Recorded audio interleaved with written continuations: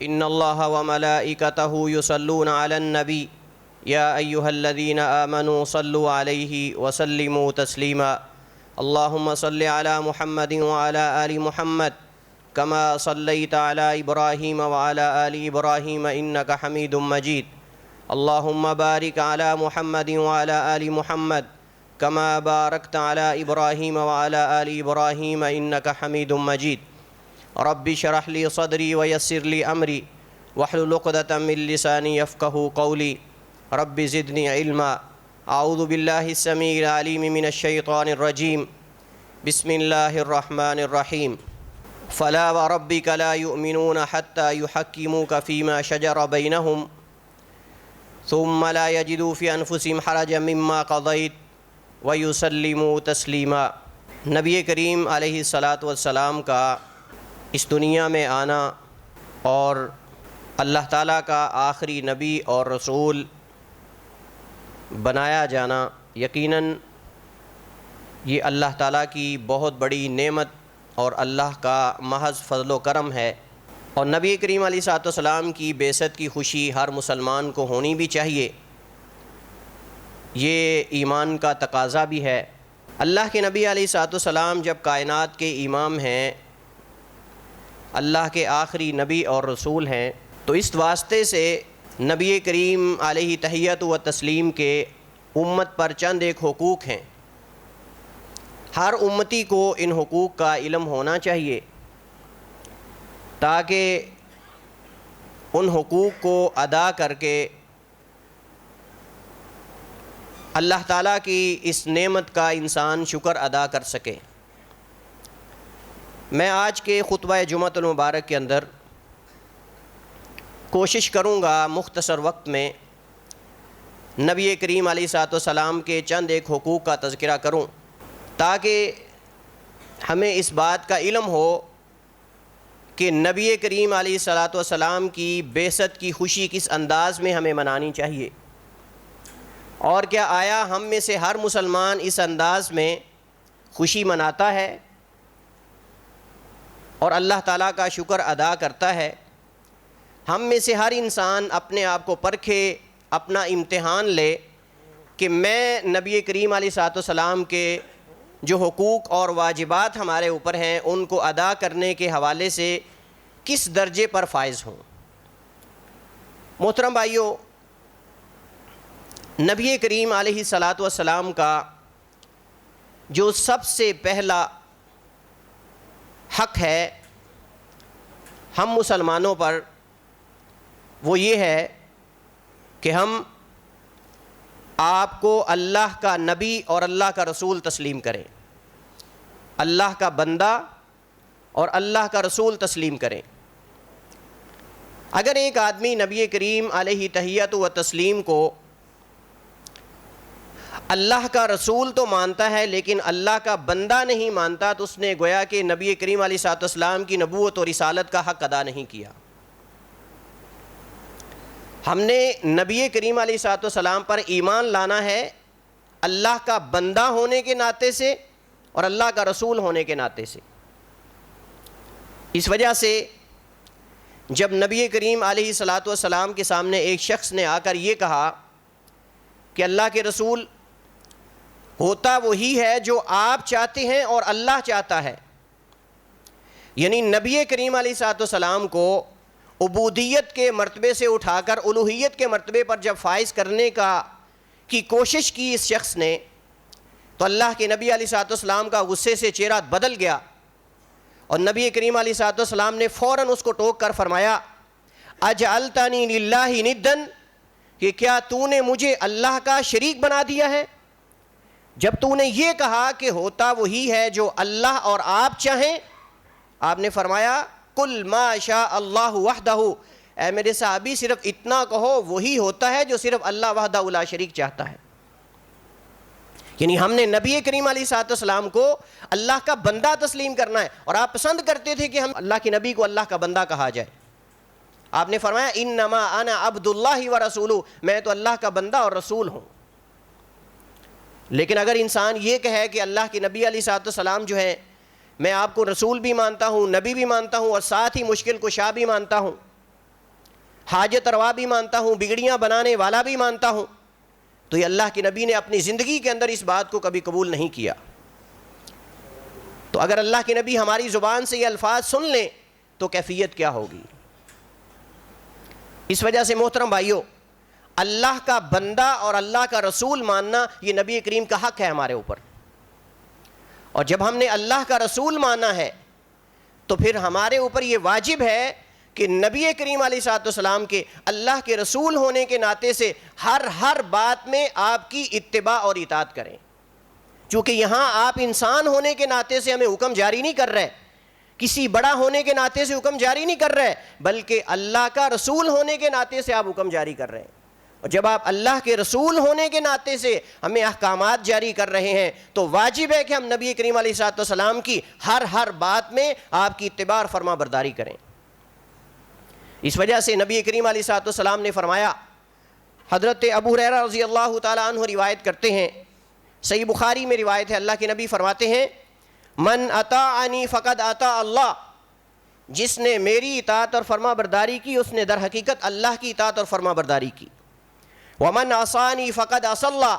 اور جس نے میری نافرمانی کی اس نے اللہ کی نافرمانی کی۔ تو اس سے پتہ چلتا ہے کہ اگر نبی کریم علیہ الصلوۃ والسلام کی کوئی شخص اطاعت اور فرما برداری کرتا ہے تو در حقیقت وہ اللہ کی اطاعت کر رہا ہے، اور اگر کوئی نبی کریم علیہ الصلوۃ والسلام کی نافرمانی کرتا ہے تو در حقیقت وہ اللہ کے نبی کی نہیں بلکہ اللہ تعالیٰ کی نافرمانی کر رہا ہے۔ اس وجہ سے محترم بھائیوں، یہاں یہ بات بھی ذکر کرنا قابل ذکر ہے کہ جب اللہ کے نبی علیہ الصلوۃ والسلام کو ہم نے اللہ کا بندہ اور رسول مانا، اور پھر اللہ کا رسول ماننے کے باوجود نبی کریم علیہ الصلوۃ والسلام کی کسی بات کو ہم نے رد کر دیا، ٹھکرا دیا، تو گویا کہ ہم نے نبی کریم علیہ الصلوۃ والسلام سے محبت کا اظہار نہیں کیا۔ یہ محبت نہیں ہے، یہ اللہ کے نبی سے پیار نہیں ہے۔ اور ہم میں سے ہر شخص اپنی زندگی میں اپنے جسم پہ نظر دوڑائے کہ ہم کتنے ہی نبی کریم علیہ الصلوۃ والسلام کے احکامات کو آج ٹھکرا رہے ہیں، اور آپ سے محبت کا دعویٰ بھی ہم کر رہے ہیں۔ تو یہ دیکھنا ہوگا کہ ہم اس محبت کے دعوے کے اندر کس حد تک جو ہے وہ سچے ہیں، اور کس حد تک جو ہے ہم اس کے اندر اپنے دعوے میں صحیح ہیں۔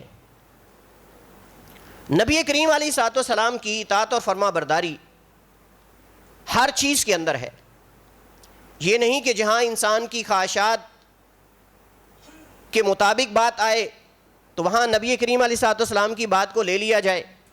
اور جہاں اس کے کسی بڑے کی بات کے خلاف آئے، اس کی خواہشات کے خلاف آئے،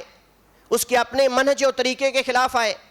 وہاں نبی کریم علیہ الصلوۃ والسلام کی بات سے عدولی کر کے انحراف کر کے دوسری طرف انسان چلا جائے۔ نبی کریم علیہ الصلوۃ والسلام کے حقوق میں سے ایک حق یہ بھی ہے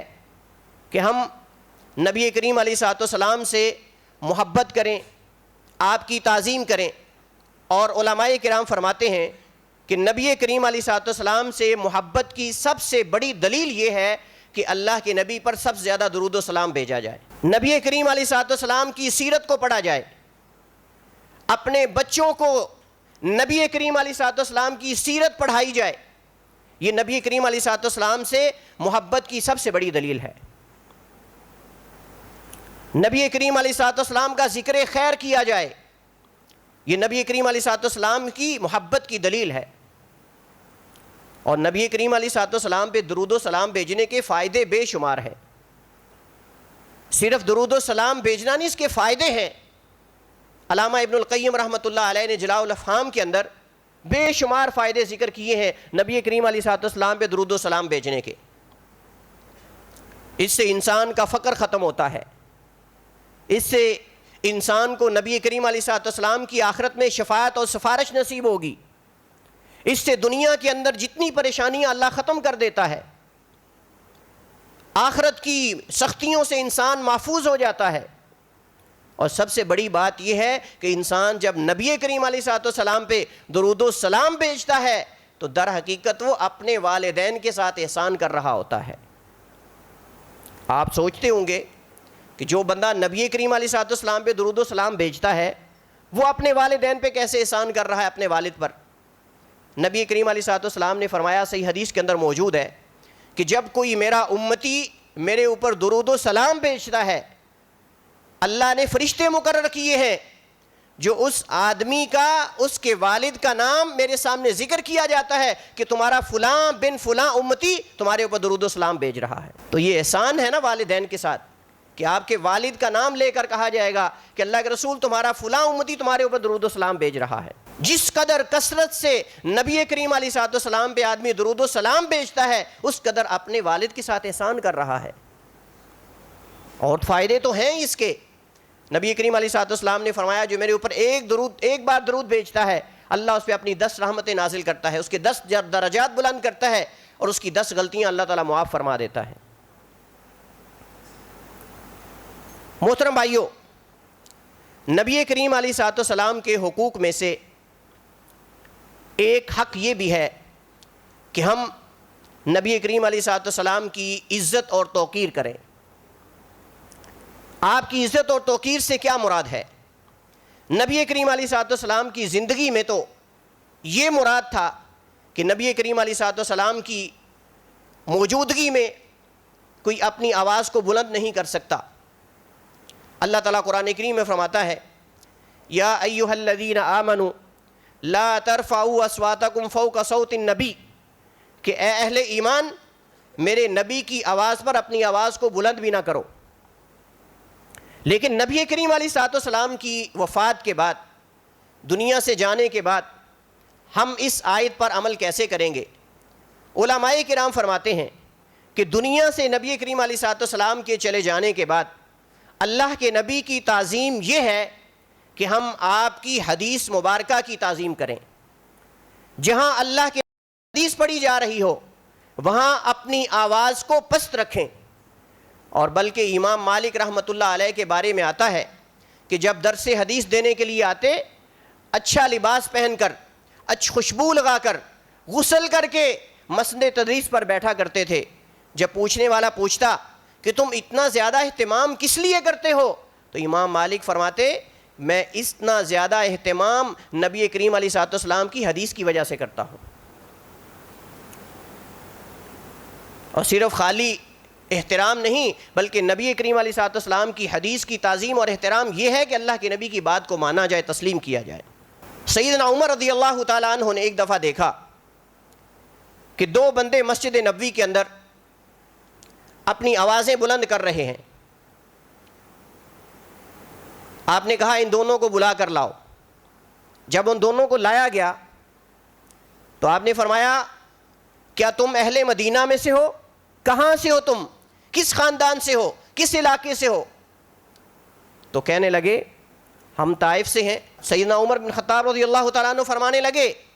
اگر تم اہل مدینہ میں سے ہوتے تو میں تمہیں مارتا اور سبق سکھاتا کہ تم نبی کریم کی مسجد کے اندر اپنی آوازیں بلند کر رہے ہو. یہ تعظیم تھی صحابہ اکرام کے ہاں نبی کریم علیہ الصلوۃ والسلام کی. تو محترم بھائیو, نبی کریم علیہ الصلوۃ والسلام کی حدیث کے سامنے اپنی آواز کو پست رکھنا, خاموشی کے ساتھ سننا, اور سننے کے بعد اس نبی کریم علیہ الصلوۃ والسلام کے فرمان پر عمل کرنا, یہ اصل نبی کریم علیہ الصلوۃ والسلام کی تعظیم اور توقیر ہے. نبی کریم علیہ الصلوۃ والسلام کے حقوق میں سے ایک حق یہ بھی ہے کہ ہم نبی کریم علیہ الصلوۃ والسلام سے جن لوگوں کو محبت تھی ہم ان سے محبت کریں. یہ بھی اللہ کے نبی کا حق ہے جس کو آج بہت سارے لوگ نظر انداز کر دیتے ہیں. یعنی جن لوگوں سے اللہ کے نبی محبت کرتے تھے ان سے محبت کرنا اللہ کے نبی کی محبت ہے. اللہ کے نبی سے محبت اللہ سے محبت ہے. یہ اللہ کے نبی کا حق ہے امت پر. اگر ایک شخص نبی کریم علیہ الصلوۃ والسلام سے محبت کا دعویٰ تو کرتا ہے لیکن نبی کریم علیہ الصلوۃ والسلام کے صحابہ میں سے کسی ایک سے بغض رکھتا ہے, ان سے محبت نہیں کرتا, جس کو نبی علیہ الصلوۃ والسلام سے محبت نہیں ہے.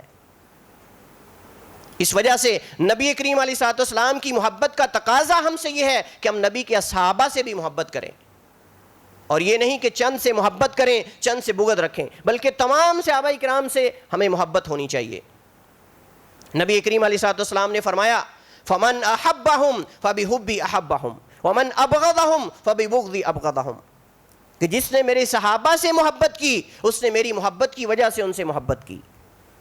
اور جس نے میرے صحابہ سے بغض رکھا اس نے مجھ سے بغض رکھنے کی وجہ سے میرے صحابہ سے بغض رکھا۔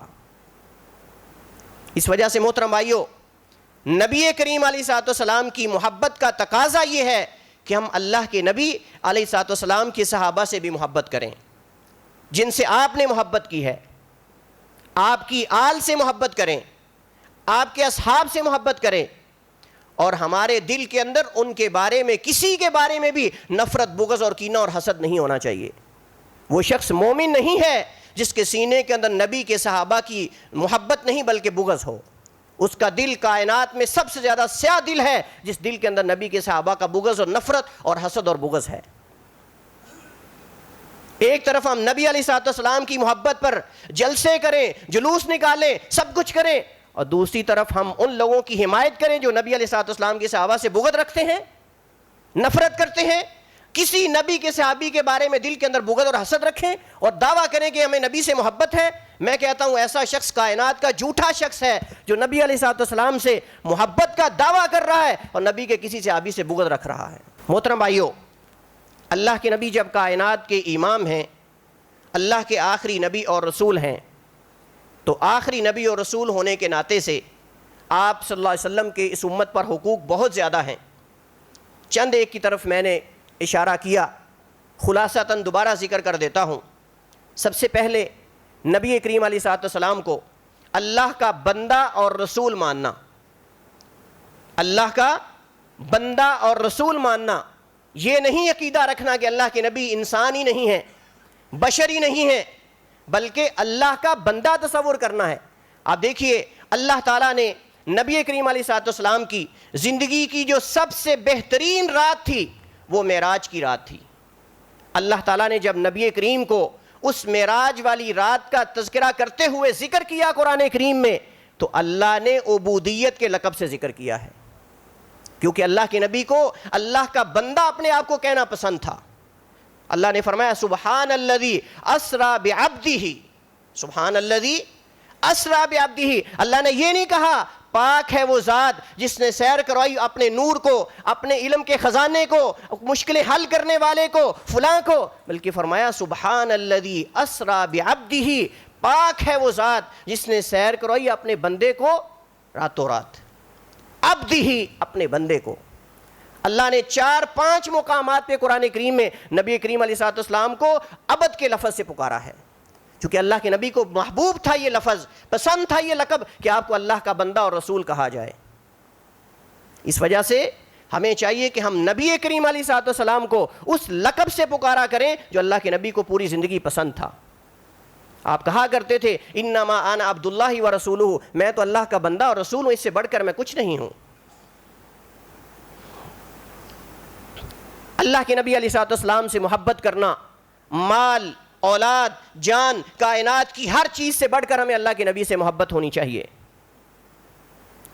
لیکن اگر ایک انسان اللہ کے نبی سے محبت کا دعویٰ کرے، اللہ کے نبی کی حرمت رسول پہ جان بھی قربان ہے، لیکن اللہ کے نبی نے کہا نماز پڑھو، کہتا ہے میرے پاس ٹائم نہیں۔ حرمت رسول پہ جان بھی قربان ہے، نبی نے فرمایا داڑھیوں کو چھوڑ دو، کہتا نہیں بیوی کہتی ہے ابھی کچھ دیر رہنے دو، ایسے اچھا نہیں لگتا چہرہ آپ کا۔ محترم بھائیو، یہ سوچنے کا مقام ہے، یہ مر جانے کا مقام ہے، اور ایسے واقعات موجود ہیں، کئی شخص بیوی کی وجہ سے داڑھی منڈوا کے سائڈ پہ کر دیتے ہیں۔ ایک طرف نبی کی محبت ہے، نبی کی محبت کا دعویٰ ہے، اور دوسری طرف بیوی کی محبت ہے، دوستوں کی محبت ہے۔ کتنے ہم نبی کریم علیہ الصلوۃ والسلام کے فرامین کو نظر انداز کر دیتے ہیں اپنے دوستوں کی وجہ سے، اپنے گھر والوں کی وجہ سے، ماں باپ کی وجہ سے، بیوی بچوں کی وجہ سے، اور دوسری طرف ہم کہتے ہیں حرمت رسول پہ جان بھی قربان ہے۔ یعنی جان تو بعد تک کا معاملہ ہے، اس سے آسان کام ہم کرنے کے لیے تیار نہیں ہیں۔ یہاں سے آپ اندازہ لگا سکتے ہیں کہ ہماری نبی کریم علیہ الصلوۃ والسلام سے محبت سچی ہے یا جھوٹی ہے۔ سچی نبی علیہ الصلوۃ والسلام سے محبت کی دلیل یہ ہے کہ اللہ کے نبی علیہ الصلوۃ والسلام کے فرامین پہ عمل کیا جائے. اور میں کہتا ہوں سب سے بڑا خوش نصیب اور خوشی منانے کے لائق وہ شخص ہے جو اللہ کے نبی کی ہر ادا پہ عمل کرتا ہے. اس کو خوشی ہونی چاہیے. جو نبی کی عادات پہ عمل نہیں کرتا، نبی کی سنتوں کو ٹھکرا رہا ہے، نبی کی سنتوں سے اعراض کر رہا ہے، اس بندے کو تو نبی کی محبت کا نام بھی نہیں لینا چاہیے، خوشی کا نام ہی نہیں لینا چاہیے کہ میں خوشی منا رہا ہوں. کس بات کی خوشی منا رہا ہے؟ سنت کا تمہیں پتہ نہیں ہے نبی کی؟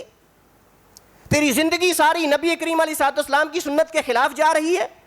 ساری بدعات و خرافات تیری زندگی کے اندر ہیں، اور تو کہتا نبی کے آنے کی مجھے بڑی خوشی ہے.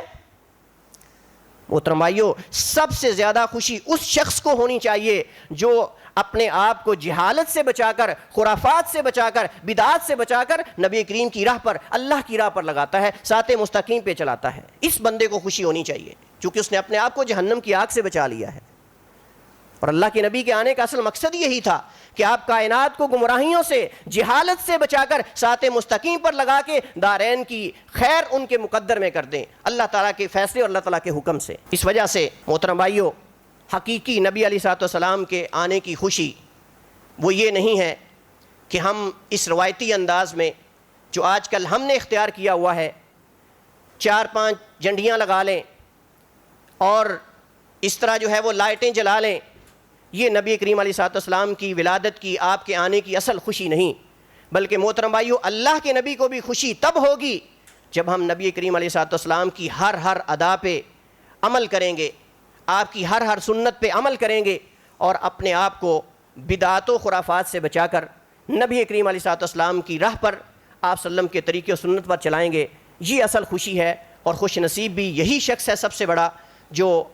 اس پرفتن دور کے اندر بھی اپنے ایمان کو بچا لیتا ہے. اللہ تعالیٰ سے دعا ہے کہ اللہ تعالیٰ ہمیں نبی کریم علیہ تحیۃ و تسلیم سے صحیح معنوں میں محبت کرنے کی توفیق عطا فرمائے.